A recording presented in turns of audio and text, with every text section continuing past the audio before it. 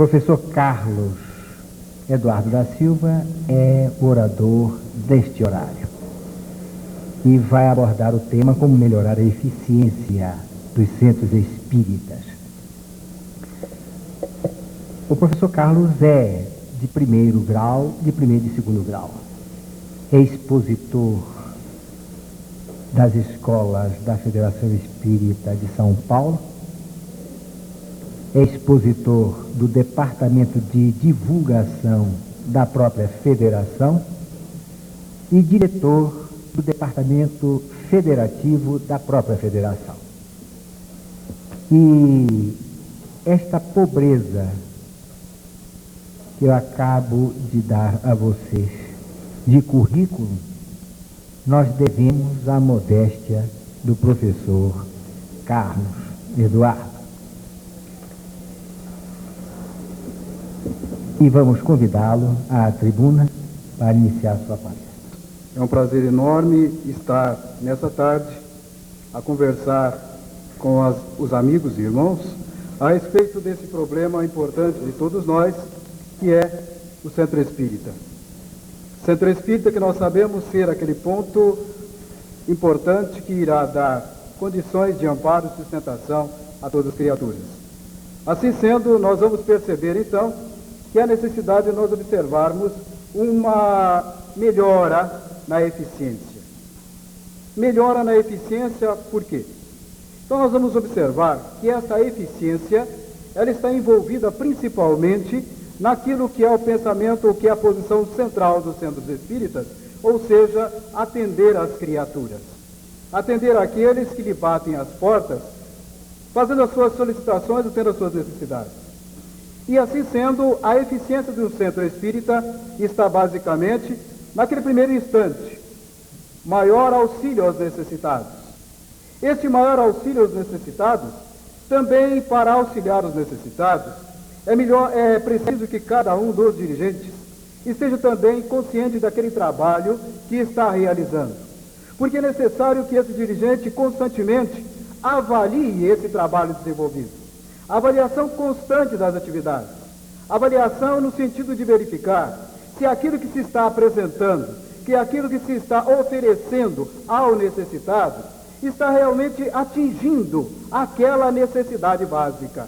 É necessário que constantemente os dirigentes estabeleçam entre si, presidentes, diretores, se agrupem e procurem discutir, analisar o andamento das suas casas espíritas, verificando o que está se realizando, o que está se fazendo em prol daqueles que constantemente passam pelas portas do centro espírita, aqueles que constantemente param no centro espírita, aqueles que vão buscar no centro espírita tudo aquilo que tem necessidade para acalmar as suas aflições.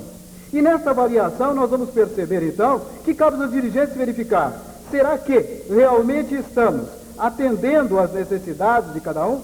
Será que aquele companheiro que veio buscar aquela sua paz, a sua tranquilidade, o seu equilíbrio, ele está realmente saindo daqui, levando aquilo que está buscando? Ou será que estamos buscando mais a quantidade do que a qualidade? Será que estamos buscando aquela satisfação egoística, permitam dizer assim, em que a maior satisfação é verificar que na porta do centro existem filas enormes de companheiros buscando ser atendidos, ou que dentro da casa espírita existe um número grande de criaturas que se colocam em pé, sem condições de sentar-se por não ter espaço, e o dirigente muitas vezes na sua alegria diz, olha, minha casa está cheia. Olha, hoje eu tive centenas de criaturas, hoje eu não consegui nem fechar as portas porque tinha muita gente no meu centro. Mas aí a pergunta que se faz, o que está se buscando? Quantidade? Ou está se buscando qualidade? Ou está se buscando atender às necessidades de cada um? Será que aquelas criaturas que vieram à casa espírita, realmente elas saíram satisfeitas dos seus problemas? Será que elas foram atendidas nos seus problemas? Ou será que entraram e continuaram envolvidas nas mesmas situações? Assim sendo, nós vamos então observar que aquilo que Emmanuel nos coloca a respeito de centro espírita. Emmanuel, no livro Estude Viva, desculpe, lá tem um errinho, Estude Viva, no capítulo 36, ele diz o seguinte: algo importante, onde Emmanuel nos clareia a mente com relação ao problema centro espírita. Emmanuel nos diz: um templo espírita não é simplesmente construção de natureza material. Veja que beleza. Não é simplesmente uma construção de natureza material. É um ponto do planeta onde a fé raciocinada estuda as leis da ciência, a justiça, a imortalidade do ser. E mais abaixo, Emmanuel nos diz no segundo parágrafo: lar de esclarecimento e consolo, renovação e solidariedade, em cujo o equilíbrio cada coração lhe compõe a estrutura moral, se assemelha à peça viva de amor na sua sustentação da obra em si. Então nós observamos que Emmanuel nos diz que o centro espírita, então, é um templo onde não só uma simples construção material, mas nós iremos agora observar o seguinte: ele não é uma simples construção material, mas em torno disso ele tem tarefas materiais que realmente deverá cumprir. Nós vamos observar que o centro espírita, ele tem algumas, antes de adentrarmos a parte central da doutrina, o centro espírita é uma sociedade. E como tal, ele tem algumas responsabilidades sociais, como toda a sociedade. Então é verdade que nós observaríamos então que Kardec, o nosso codificador, ele, chamando-nos a atenção ao dar a César o que é de César, porque o centro espírita também tem as suas responsabilidades no dar a César, as leis que têm necessidade de ser observadas, e dentro dessas leis nós observamos que Kardec também se preocupa, logo no nascedor da doutrina, logo na constituição da Sociedade Espírita de Paris, quando no Livro dos Médiuns, capítulo 30, ele traça regulamentos para a sociedade parisiense, regulamentos estes que estariam atualíssimos para as nossas sociedades hoje, nesse período em que nós já nos encontramos. Em Obras Póstumas, no capítulo 7º, vamos encontrar ali também o estatuto constitutivo da sociedade espírita. Então nós observamos que nesse tocante a essas necessidades, deixa eu me comunico mais rápido com a menina. Então nesse momento nós vamos observar que a primeira peça importante para o centro espírita é o seu estatuto. O estatuto é aquela parte principal que deve estar constantemente sendo observada pelos diretores. Por isso é que ele deve ser coerente, por isso é que ele deve estar sofrendo sempre observações e atualizações. E Kardec também nos fala a respeito desta necessidade. Por quê? Porque ele vai observar que a renovação constante desse estatuto deve ser algo buscado por todos os dirigentes. Porque nós vamos notar que, através do estudo metódico, onde vamos introduzir algo novo, onde as ciências, onde a parte organizacional, social, nos oferecem métodos atuais para as casas espíritas, onde vamos observar também nesse estatuto, não só o progresso e a atualização, mas o relacionamento humano que deve estar ali embutido neste estatuto, que deve sempre merecer o cuidado e atenção de todos os dirigentes, onde nós muitas vezes observamos que na falta desta atenção, na falta dessa observação, na falta dessa análise, vamos incorrer muitas vezes naqueles bloqueios na eficiência dos centros espíritas. Problemas sérios nós temos encontrado entre muitas casas espíritas, principalmente nesse cuidado, nessa falta de cuidado em analisar esse estatuto, que muitas vezes foi aquele que o fundador da casa. A casa foi fundada muitas vezes em 1930, por aí. Nós estamos em 1991 e o estatuto é o mesmo. Não sofreu alteração nenhuma, a mesma coisinha, e às vezes até esse estatuto está bem guardadinho, tão guardadinho que o dirigente às vezes tem o cuidado de colocar na última gaveta, embaixo do último documento para não se perder. E tão lógico que ninguém vai achar esse documento para poder de vez em quando dar uma olhadinha e verificar quais são as suas atribuições.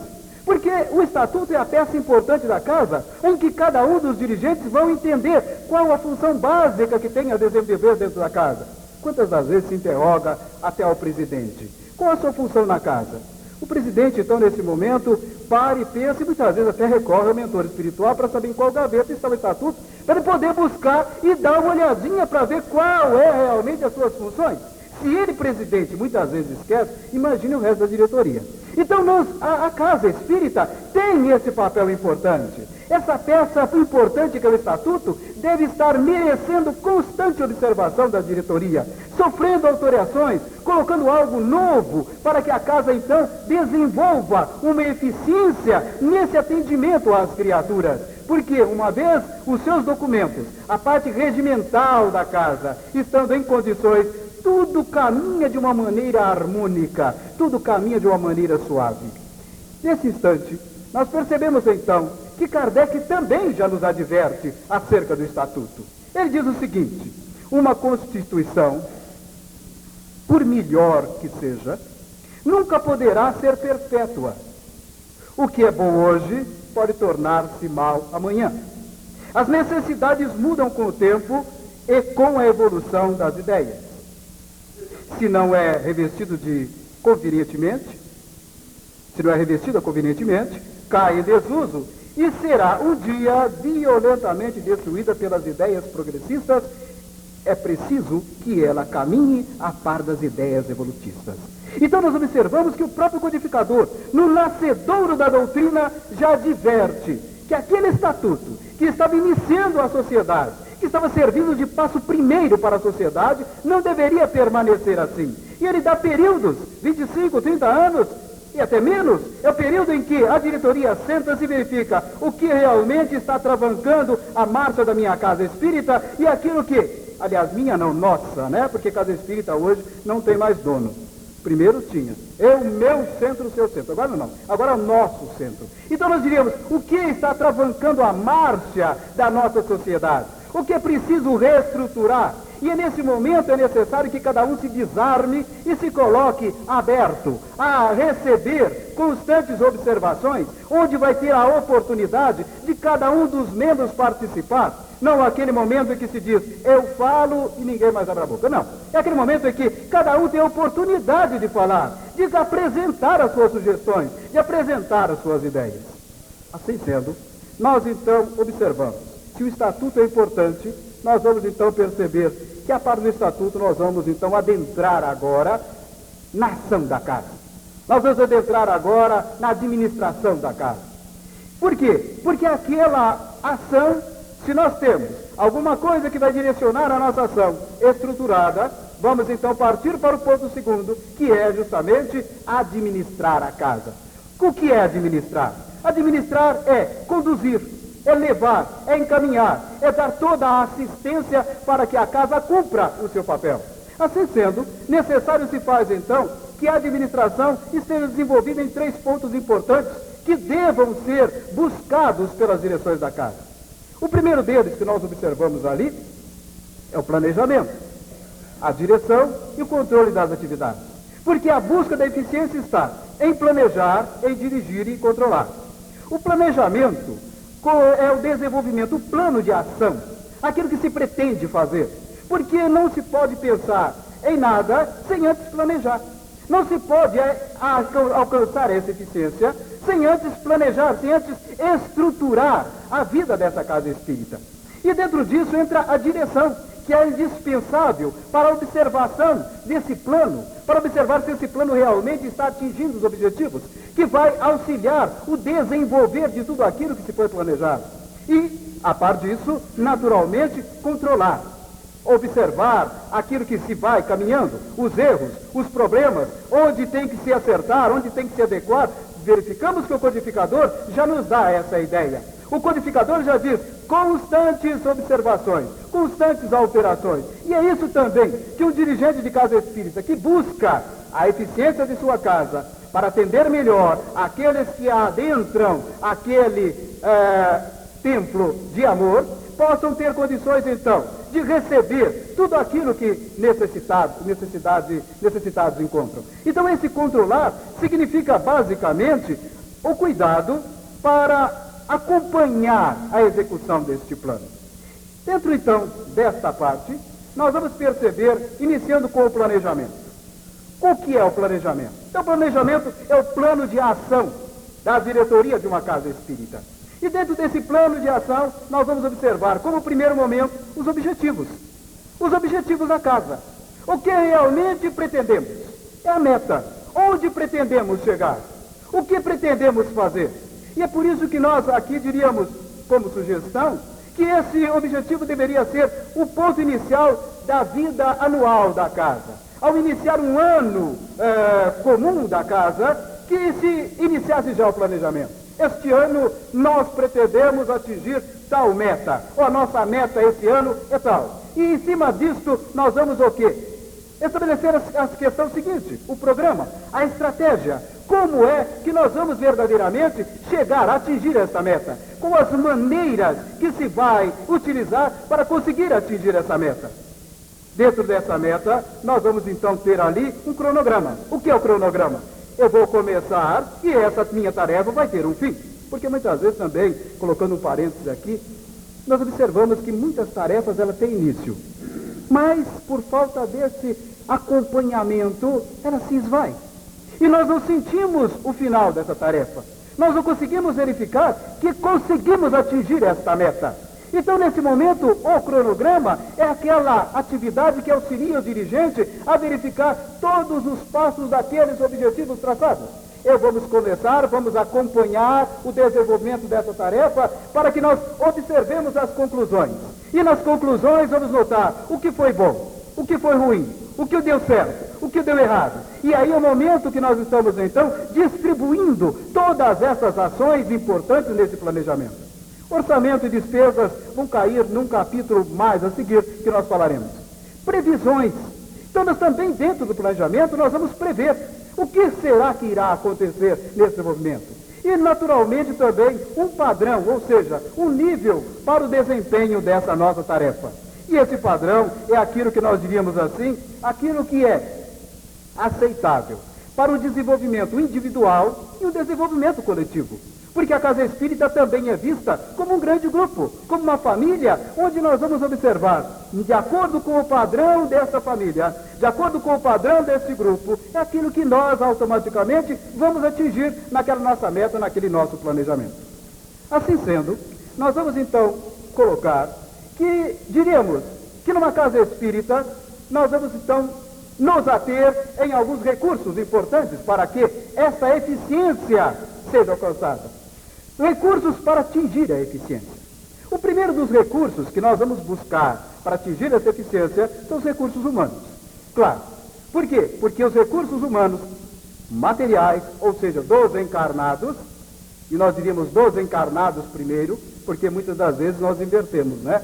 A gente coloca primeiro o desencarnado, que são os mentores que dão todas as ordens, e o desencarnado, o encarnado depois está tentando fazer. É uma certa facilidade, né? O mentor fala tudo e a gente vai fazendo depois. A nossa tarefa, pensar, raciocinar, não dá muito trabalho, vamos deixar para o mentor fazer. Não, o recurso humano está na capacidade nossa, sem intermediação com o plano espiritual. É a capacidade que cada um tem para desenvolver as suas tarefas. Por isso é que nós traçamos ali alguns objetivos dos recursos humanos. Quais são os objetivos? Aumentar o número de colaboradores. É aquilo que mais se ressente na casa espírita. Eu estou com pouca gente, não sei o que eu vou fazer. Mas, o que está se fazendo para aumentar esse número de colaboradores? O seu objetivo é aumentar esses colaboradores? Sim. Mas para aumentar esse número de colaboradores, o que se tem feito desse objetivo? Tem ampliado o nível doutrinário também desse pessoal? Tem dado uma assistência maior para que esses colaboradores possam estar à altura de atender às necessidades atuais da sociedade? Outro objetivo, motivar, ou ali nós colocaríamos algo um pouco diferente, ou seja, aquilo que nós diríamos, observar o frequentador. Porque o elemento que adentra uma casa espírita, principalmente numa casa espírita, ele deve ser observado pela direção, para observar as condições que ele tem, para que futuramente ele se transforme num colaborador. Nós não podemos pensar num frequentador que vem à casa espírita buscar a sua sustentação e seu equilíbrio, que ele vá permanentemente continuar como frequentador. Não. Ele tem que ter também a sua oportunidade de, uma vez eliminados os seus problemas, ele adentrar ou ele se fixar na casa espírita como também um colaborador. Ele não pode ser eternamente um frequentador. Ele tem que ser aquele que também vai militar na casa, vai colaborar na casa. E aí está, então, atribuir deveres de responsabilidade e autoridade àquelas criaturas. E é dentro dessa questão de atribuir deveres e responsabilidades que nós vamos observar que vai se definir da condição para que cada um possa se desenvolver livremente, da liberdade para que aqueles colaboradores possam realizar as suas tarefas, que eles tenham a oportunidade de colocar para fora também os seus pensamentos, em que o dirigente ou a diretoria vai auscultar aquele elemento para observar o que ele tem a oferecer, observar o elemento, o que ele pode realizar na casa, deixar que ele seja livre para agir em função do objetivo maior, que é alcançar aquela eficiência. Assim sendo, nós vamos então notar que se os objetivos da casa são esses, como nós vamos atingir esses objetivos? Através dessa direção. O direção significa o aproveitamento desses colaboradores de diferentes tarefas. Como vamos fazer? Primeiramente, nós diríamos ali o treinamento, porque nós notaríamos que tarefa espírita nenhuma se faz sem nós estarmos cientes do que estamos fazendo. É aquilo que nós observamos que menos se faz. Por quê? Porque qualquer profissional, ele vai ser treinado para a tarefa que ele vai desenvolver. Ele vai ter cursos para a tarefa que ele vai desenvolver. E muitas vezes observamos que dentro da casa espírita isso não existe. Não existe treinamento nenhum, apenas o elemento diz, fulano, vem cá, eu preciso de você para tal tarefa. E ali coloca a pessoa na tarefa, e ali ela está suando, aflita, sem saber se ela não está sabendo, ou se ela está sendo obsediada, ou qual o problema. Mas ela está ali sem ter esse treino. É importante que ela seja treinada. É importante que lhe dê orientação do que ela tem a fazer. Quantas vezes até uma criatura, colocando um pequeno parênteses aqui, a colocamos na porta para recepcionar alguém. E essa criatura fica perdida na hora. Começa a chegar alguém e pergunta alguma coisa, ela não sabe. Quais os dias que funciona a casa? Bom, quer dizer, hoje eu sei que ela funciona, amanhã eu não sei. Que os horários da tarefa? Bom, quer dizer, eu não sei qual dia. Mas ela não recebeu orientação. Ela não recebeu esse treinamento importante para as suas funções. Treinamento esse que nós observaríamos tanto para aquele companheiro que recepciona a casa, como aquele que é o expositor da casa, que também deve ser treinado, que deve receber cursos para o seu aprimoramento, o dirigente da casa, que deve ser treinado também, esquecido aquilo que muitas vezes se aprendeu a dirigir a casa, desculpe colocar dessa forma, mas uma vez um pouco de orelha, né? Ele viu um outro passado que ele frequentava o centro quando ele entrou como necessitado, ele viu que alguém dirigia daquele jeito, ele também vai dirigir daquele jeito. Ele não sabe se é certo ou errado, mas se o fulano fez, então ele também vai fazer. Então esse é o erro que nós observamos. Na casa espírita, se nós queremos alcançar essa eficiência, necessário se faz então que exista esse treinamento, que existam esses cursos, que a par de tudo isso, existe uma supervisão, ou seja, um acompanhamento, para verificar se os companheiros estão desenvolvendo a tarefa a contento, se eles não estão perdidos no desenvolvimento da tarefa, e também delegar algo importante na casa espírita, delegar trabalhos a alguém. O dirigente ou presidente não deve, ele única e exclusivamente, fazer tudo, e nós observamos que talvez acontece isso. O presidente, ele quer fazer. Então ele abre a porta do centro, se tem condição ele vai doutrinar espírito, ele vai dar paz, se der tempo até vai varrer o centro um pouquinho. Não, ele tem que começar a delegar poderes. Fulano, você vai fazer, ele vai fazer, porque a função do presidente é aquela de administrar. Ele vai observar, ele vai acompanhar, ele vai orientar. Então ele deve dar liberdade, então ele vai delegar através desse treinamento, através dessa supervisão, para que cada um daqueles elementos que vão ali desenvolver a tarefa possam a contento realizar aquilo que estão a ser oferecidos.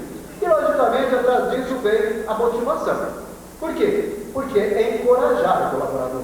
Porque nós observamos que muitas vezes colaboradores existem que precisam ser encorajados. Observar aquilo que está fazendo, nesse instante, motivar, ou seja, dizer para ele, fulano, como você está fazendo bem a tarefa, que beleza, e aquilo que nós não, na casa espírita nós não deveremos elogiar ninguém. Então, aquilo que nos elogia. Não é elogio, é motivar, é dizer ao companheiro, que beleza do trabalho que você está fazendo, você está me ajudando muito utilizado no seu trabalho é erguer o ânimo das criaturas. Porque a doutrina espírita também é isso, é um trabalho mútuo, em que um vai auxiliar o outro. E a função justamente da direção da casa é essa, de motivar o companheiro, para que ele realmente sinta que ele está fazendo alguma coisa de útil. Senão ele está ali no centro, 20 anos, 10 anos, ninguém falou nada para ele. Então ele muitas vezes fala, pô, já não estou fazendo nada aqui. Porque ninguém fala se eu estou fazendo bem, se eu estou fazendo mal, ninguém dá a mínima, o plano espiritual também se comunica, não fala nada, então o que vai acontecer? Eu não sei realmente o que eu estou fazendo. Então naquele momento que nós vamos começar a motivar, olha, isso está bom, se você fizer um pouquinho assim vai melhorar, então aquilo que nós vamos incentivando o elemento e aí ele vai se soltando, vai se colocando à vontade para o desenvolvimento da sua tarefa. E logicamente, dentro dessa motivação, vem o aconselhamento, que é discutir. E aqui um detalhe importante: o aconselhamento deve ser feito em particular. O companheiro está errando, vamos chamar ele em particular, lá no cantinho, lá naquela salinha reservada, num dia determinado, e aí falar ao fulano: olha, você está fazendo assim você faz, você está errando. Não no meio, muitas vezes, onde o companheiro está errando lá na hora que ele está dando passo assim, toda boa vontade, mas está fazendo a coisa completamente errada, o presidente já fulano, para, não é isso que você tem que fazer. Não é isso. Vamos chamá-lo de lado, com todo carinho, porque da bronca não resolve. E nós verificamos, se for da bronca, os nossos mentores estavam suando conosco. Por quê? Porque nós vamos perceber que aquilo que a gente faz de errado, ele chega para a gente e fala, olha, fica aquela paciência, a gente não quer, ele cruza o braço e espera até que a gente queira, e na casa espírita a gente quer no ato. Não pode. Então nós precisamos aconselhar o companheiro, devagarinho, dizendo aquilo que ele está errado, onde ele precisa acertar, onde ele precisa melhorar. Então esse aconselhamento não deve realmente faltar nessa administração de uma casa espírita. E, em último instante, nós verificamos, então, a coordenação, que é o cuidar para que as atividades sejam executadas relativamente, de forma importante, com o mínimo de conflito. A diretoria é para isso. Os mentores, se nós começarmos a desenvolver mais uma tarefa, eles vão ser substituídos, naturalmente. Então, essa eliminação de preconceitos, os bloqueios que nós vamos notar ali, os bloqueios de recalque, onde muitas vezes a criatura acontece dela estar tão acostumada a alguém que manda fazer alguma coisa, quando ela se cai na condição de estar livre para fazer, não sabe o que ela faz. Por quê? Porque esses recalques, essa imposição de alguém que está sempre em cima, é preciso fazer isso, é preciso fazer aquilo, quando muitas vezes ela cai na condição de realização, ela encontra problemas. E também limitações, porque tem criaturas que têm um campo de limitação. Porque muitas vezes tem criaturas que não conseguem desenvolver uma tarefa com grande desenvoltura. Elas apresentam limitações de desenvolver suas tarefas. Elas têm obstáculos. Então nós precisamos também respeitar essas limitações e dar as tarefas no nível dessa limitação. Se nós queremos alguma coisa grandiosa, vamos buscar quem? Aquele frequentador que está adentrando a casa, que nós vamos começar a observar a sua permanência na casa. Vamos começar a acompanhar a evolução daquele frequentador. Quantos elementos de valor há dentro de uma casa espírita que, por falta dessa observação, desse acompanhamento, nós deixamos que ele se vá. E nós perdemos elementos valorosos na casa e nós ficamos com a nossa casinha fazendo sempre a mesma coisa. Se ela abria e funcionava segunda-feira, é segunda-feira há 20, 30 anos. Não é necessário que isso não aconteça. É necessário que a casa espírita hoje seja uma atuante todos os dias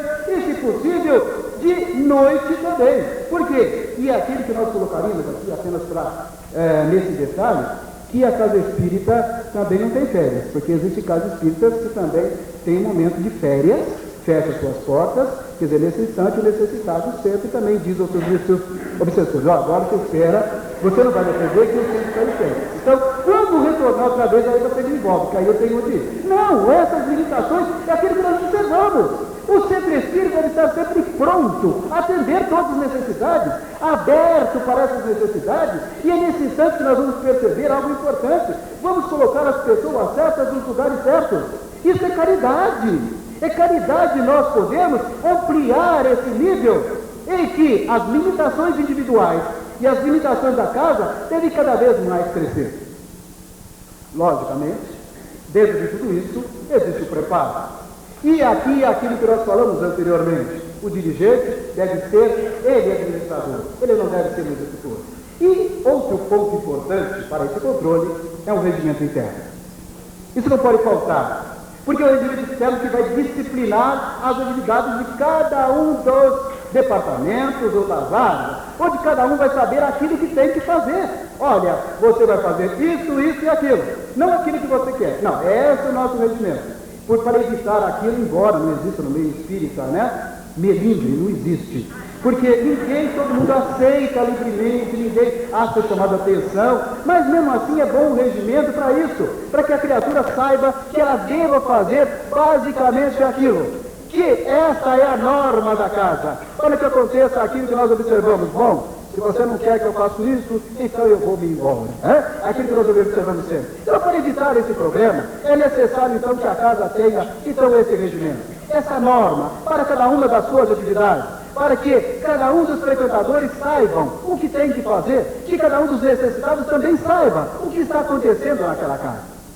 Dentro disso, nós passaremos então a algo importante que nós verificaríamos agora, onde o nosso querido Herculano Pires nos coloca a respeito dessa preparação individual e essa preparação de cada um de nós. Herculano, no seu livro, no final do seu livro, e agora apagou. No seu livro, até o final, eu juro que eu lembro. Alguém olha? Não. Vamos ver que está com a cabeça melhor que a minha. É um livro que ele faz uma condensação de 3 obras, porque o Espiritismo... Perdão, vamos ao assunto e depois voltamos ao livro. Preparação individual. Então, Herculano, no final desse seu livro, ele chama a atenção dizendo o seguinte: não se pode exercer qualquer atividade sem primeiro aprender o que ela é e qual a sua finalidade. Isso é um ponto importante para atingir a finalidade de uma casa espírita. Primeiro, aprender. Aprender o quê? O que é? Qual a finalidade daquela atividade que estamos desenvolvendo? Mais à frente ele nos lembra quais as dificuldades e inconvenientes que devem ser evitados. Ele lembra ainda, para fazer as coisas mais simples, temos de aprender a fazê-las e adquirir treinamento na prática. Mas, quando se trata de espiritismo, veja bem, isso ele coloca no âmbito geral. O plano chama a atenção dizendo que, se tudo é feito assim, agora quando se chega na doutrina, a coisa muda. Mas quando se trata de espiritismo, muita gente pensa que basta assistir umas sessões para poder fazer tudo dentro de pouco tempo e se tornar então conhecedor de todo o assunto. Vamos dar uma corridinha então e observar o item seguinte: os recursos físicos. Esse não precisamos nem comentar, porque cada um sabe dos seus recursos físicos, sabe dos seus problemas. Mas o que mais a gente queria adentrar agora, rapidinho, são nos itens seguintes, que seriam os recursos espirituais. É a parte central da casa espírita. Esse é o objetivo maior de um centro espírita. Primeiramente, o estudo dos fenômenos relativos às manifestações, suas aplicações, às ciências morais, físicas, históricas e psicológicas. E dentro desse objetivo de Kardec, nós observamos que o objetivo de uma casa espírita deve estar fechado dentro de todos aqueles itens que ali estão. Estudo de curação da doutrina espírita, assistência espiritual, formação de cidadão espírita através de cursos e escolas, desenvolvimento mediúnico, assistência social, integração com o movimento espírita. Dentro disso, nós vamos observar o estudo é a aplicação do espírito para aprender. Isso, logicamente, é isso. Vamos então desenvolver o quê? Conhecimentos para atingir esse nível. A divulgação é aquilo que nós vamos falar na casa espírita, os pontos serem importantes. Divulgar não significa prender um cartaz no mural da casa. Não, isso não basta. Basta nós chamarmos a atenção do frequentador para aquele cartaz que ali está. Quantas vezes o frequentador está passando, a frente já nem viu o que está escrito. E quando a gente fala, olha, ontem teve uma palestra no centro. Nossa, é? Sim, estava preso ali no cartaz, no mural, desde o começo da semana. Nossa, nem vi. Então, naquele momento, ele deve fazer o quê? Divulgar, chamar a atenção do companheiro para que ele observe. Assistência espiritual é onde nós vamos passar a cada um esperanças e consolações. Na assistência espiritual, nós colocamos ali um esquema que para todas as casas espíritas é importante. Primeiramente, orientação e encaminhamento.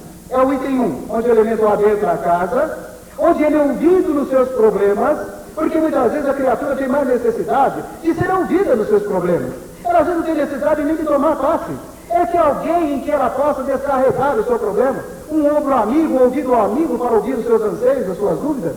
E depois, então, em cima de tudo isso, é que ela vai ser encaminhada para o passo seguinte, que é o passe. Passe que o método poderá ser aquele que a casa encontrar. Contanto que esse método também seja único, em que todos os colaboradores da casa dêem o mesmo tipo de passe. Por quê? Porque nós diríamos o seguinte: o companheiro necessitado que está dentro da casa espírita, lá dentro cheio de probleminhas. Então nós temos ali um grupo de médios, e ali aqueles médios que nós sabemos, cada um dá o passo do seu jeito. Então um dá um passo mais caprichado, mais demorado, faz mais gesto para cá, mais gesto para lá. O outro ele dá um passezinho simples, rapidinho, e o companheiro, que muitas vezes socialmente ele está em baixa, ele vê que um companheiro mais bem posto socialmente sentou diante, por acaso, aquele da casa, a gente sabe, diante daquele médico que faz aqui todos aqueles trejeitos. Então ele vai parar e pensar: poxa vida, eu estou ruim mesmo. Para mim, e nessa casa, a coisa aqui é separada. Para aquele, porque ele é assim, sabe? Olha, capricharam para ele. Estão dando um passe mais caprichoso. Mas para mim, que eu estou numa pior, é um passezinho rápido. Não, isso nós precisamos então encontrar essa forma única para que ele, sentando diante de um e de outro, receba a mesma assistência espiritual. Para se explicar, inclusive, aquele endeusamento que se tem dos determinados médios. Agora eu sento diante do fulano, e aí fica. Bom, se colocar o elemento diante do outro, ele fica fazendo desculpe colocar assim, um pouquinho de cera, esperando que o outro saia para ele entrar naquela fila. Quando vai verificar no centro, tem uma fila enorme, tomando passo por médio X e no médio Y ninguém. Então isso não pode acontecer, porque na casa espírita não tem ninguém melhor do que o outro. Todos somos iguais. Temos sim encargos na proporção dos nossos débitos do passado. Temos mais débitos, mais tarefas. Temos menos débitos, a tarefinha mais maneira, como se diz no interior, né? Então, nesse momento, nós vamos perceber a assistência espiritual, depois do passe, o número X de passes, retorna-se outra vez com a orientação, onde vai ouvir o companheiro, se houve uma melhora, se houve um adiantamento no seu trabalho de assistência espiritual, para depois ele ser encaminhado para a escola, que é a continuação da assistência. Por que depois da escola? Porque automaticamente a escola é o ponto importante onde ele vai receber as orientações para que não caia outra vez naquela mesma situação, naquele mesmo problema. Dentro de tudo isso, nós podemos descurar para a dinâmica da casa, a evangelização infantil, as mocidades e também a assistência social, onde nós vamos reajustar a família, onde vai se dar a oportunidade de cada um dos frequentadores, alunos da casa, possam aprender o amor e caridade. Então vamos na prática levar amor e caridade àqueles que estão lá fora. E finalmente nós chegamos à integração, onde as casas espíritas devem estar unidas, integradas umas às outras, porque não podemos mais colocar aquelas situações estanques. É necessário que as casas se abram, que haja um entrosamento, aquelas que tenham pouco se aproximem daquelas que têm mais, aquelas que têm mais procurem naturalmente sair também da sua vida e levar ajuda àqueles que têm menos. E também, finalmente, nós chegamos na integração dentro da casa espírita. Pode passar o outro, querida, por favor. Aqueles que seriam a integração dentro da própria casa, ou seja, o entrosamento entre os vários setores da casa. Assistência espiritual encaminhando elementos para o ensino. Os ensinos encaminhando elementos para os vários cursos da casa. Os vários cursos da casa são implantados para quê? Para criar na casa os trabalhadores da casa. Não é para dizer: eu fiz a escola de educação mediúnica, grande coisa. Mas você fez a escola de educação mediúnica para quê? Para trabalhar na casa. E aí a casa cresce, por quê? Porque nós distribuímos os vários elementos para os vários setores da casa. E aí, naturalmente, a eficiência do centro espírita se tornará cada vez maior. Não pode haver nenhum truncamento nesse processo de eficiência entre centros espíritas e entre os companheiros espíritas dentro da própria casa. E dentro desse momento, nós apenas diríamos: a eficiência da doutrina espírita também está na dependência de que cada casa espírita realmente possa estabelecer um trabalho dinâmico, ativo, para que consigamos mais e mais atender às necessidades daqueles que nos buscam, levando consolo, levando experiências maiores e levando esclarecimentos. O nosso muito obrigado por essa participação e vamos em seguida.